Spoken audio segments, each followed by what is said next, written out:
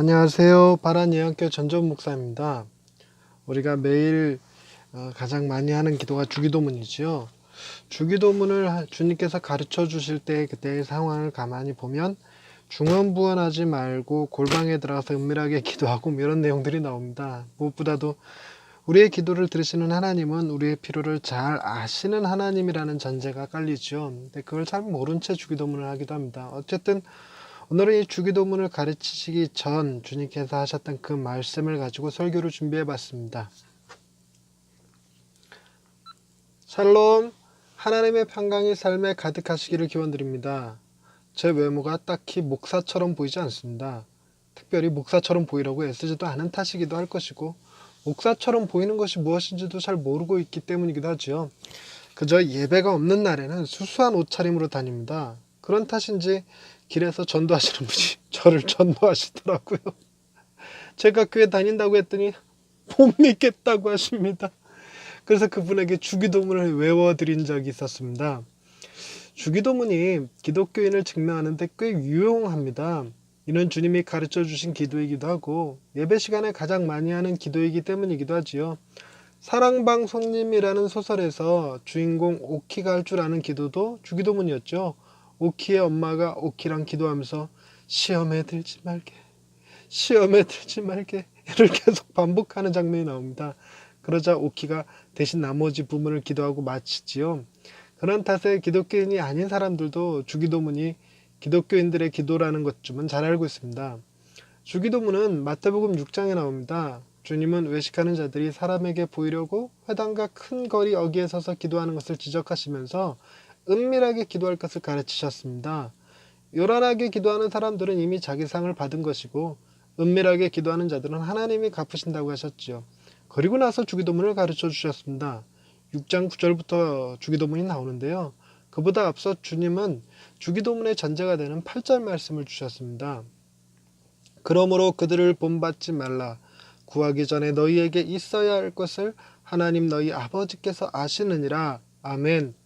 주기도문을 하기 전에 우리가 가져야 할 기본적인 믿음은 구하기 전에 이미 하나님이 우리의 필요를 다 알고 계신다는 사실입니다.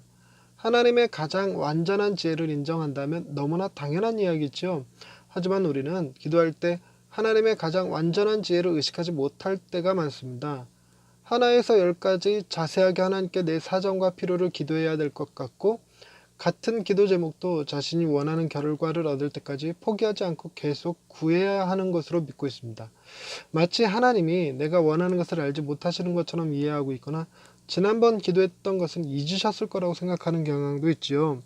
뿐만 아니라 자신이 하나님께 해결책을 가르치는 기도도 많이 합니다. 아이 문제는 이렇게 해결해 주시고 사업은 저런 식으로 이끌어 주시며 하는 식이지요. 주님은 중언부언하거나 말을 많이 하여야 들으신다는 생각은 이방인들의 신앙이라고 말씀하셨습니다. 가끔 기도에 분량이 있다는 말을 들을 때가 있습니다. 목사라면 최소 하루에 3시간은 기도해야 한다고 하거나 1년에 한 번 이상은 40일 금식 기도를 해야 한다고 하지요. 어느 권사님은 자신이 쌓은 기도로 자녀들이 먹고 산다는 말씀도 하십니다. 기도가 쌓여야 하늘에 닿고 그래야 하나님이 응답해 주신다고 믿는 사람들이 있는 것이지요. 우리의 선조들이 새벽에 치성을 들여서 하늘에 정성이 닿게 하려는 것과 같은 그런 느낌으로 기도하죠. 계룡산 도사마냥 기도의 도량이 높이 쌓인 사람만이 영험한 사람인 것처럼 우리가 하는 기도도 그와 같이 충분히 길게, 충분히 많이 해야만 하는 것으로 이해하기도 합니다. 하지만 여러분도 아시다시피 주기도문은 매우 짧습니다. 그리고 간단하지요. 어린 오키도 얼마든지 외울 수 있을 만큼 짧고 간단합니다. 기도는 그것만으로도 충분합니다. 주기도문을 10,000번 외워야 하는 것도 아닙니다.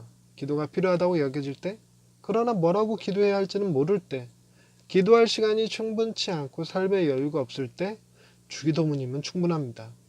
주님이 주기도문을 가르치실 때 그 자리에 있던 사람들은 회당이 가깝거나 성전에 쉽게 갈 수 있던 사람들이 아니었습니다.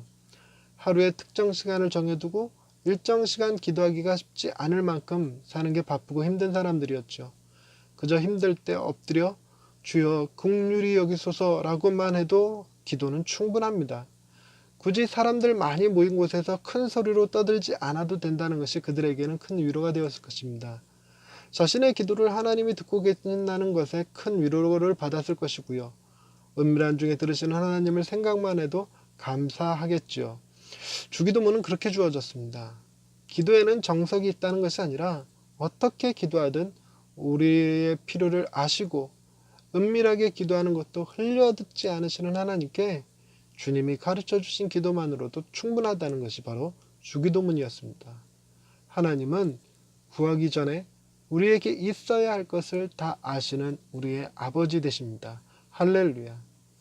우리의 기도를 들어주시는 하나님 아버지, 우리의 마음이 기도를 통해 위로받고 새 힘을 얻게 하시니 감사합니다. 언제 어느 때이든 하나님께 기도할 수 있다는 것을 알면서도 좀처럼 기도할 시간을 내지 못하고 기도할 자리를 찾지 못했다는 이유로 기도하기를 멈추었습니다. 모든 지혜와 능력이 하나님으로부터 채워지는 것임에도 불구하고 우리의 힘만으로 살아가는 것이냐 교만했던 적도 있습니다. 용서하여 주옵소서. 우리의 필요를 아시는 하나님께 간단하게라도 기도하기를 잊지 않고 감사하며 살아가는 성도가 되게 하옵소서. 우리에게 기도할 힘을 주시는 하나님을 찬양하오며 예수님의 이름으로 기도드립니다. 아멘. 주님이 변화산에서 내려오실 때 그 밑에 귀신 들린 아이 하나가 있었죠. 그 아이를 고치시면서 하시는 말씀이 기도와 금식에는 이런 능력이 나가지 못한다는 말씀을 하셔서 우리가 기도하는 것이 어떤 능력을 얻기 위한 수단처럼 얘기할 때가 있습니다. 그 마치 산에서 이런 이 산에서 몇 년, 저 산에서 몇 년 했던 사람이 이 점을 쳐도 잘 치는 것처럼 말이죠. 그거는 그냥 잘못된 미신 같은 거잖아요. 샤머니즘이잖아요. 우리 목사가 샤머니 아닌 이상 그런 식의 기도를 해서 하루에 3시간씩 어느 산에서 어느 기도원에서 어느 바위 위에서 기도했다고 해서 훌륭한 목사가 되는 건 아니라고 봅니다. 우리 성도들도 마찬가지죠.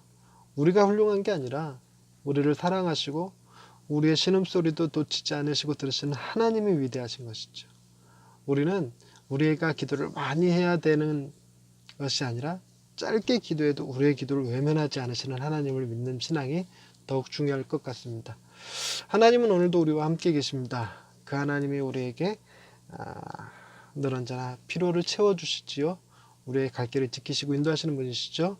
그분과 함께 오늘도 행복한 하루 되시기 바랍니다. 감사합니다.